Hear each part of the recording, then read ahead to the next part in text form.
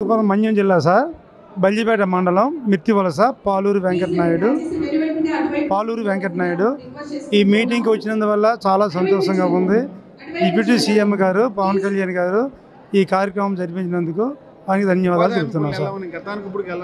చాలా బాగుంది సార్, చాలా బాగుంది.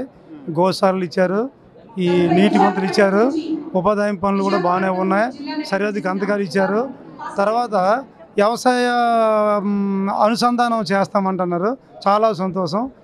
దీని తర్వాత ఇంకా చేయవలసిన కార్యక్రమం ఏంటంటే తాగునీరు, సాగునీరు, దానికి అనుసంధానం చేస్తే ఎన్ఆర్జీఎస్ చాలా బాగుంటుంది సార్.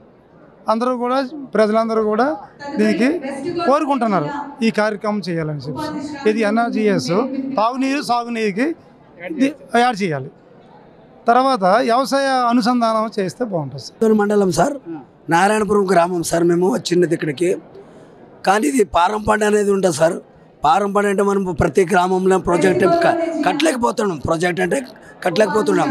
అందుకని 2 ఎకరాలు ఉన్న చిన్న కారు రైతుకి, 5 ఎకరాలు ఉన్న రైతులకి పారం పండిస్తే చినుకు దాంట్లో నీళ్ళకి కొన్ని పనులు చేసుకుంటారు సార్.